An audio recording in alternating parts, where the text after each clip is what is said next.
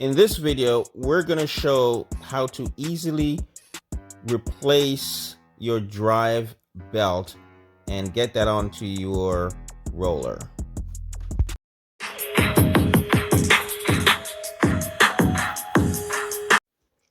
So here we go.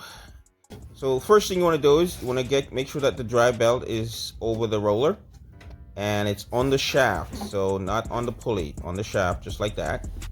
And then we want to slide that over the motor pulley, and then you just grab that belt and just slide it over the pulley on the roller, and then you see how we're gonna be just walking it on just like that.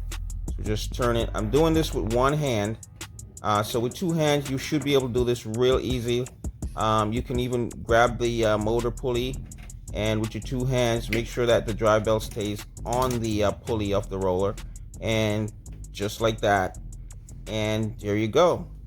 All right, guys, just like this video, share, and let me know what you think about it.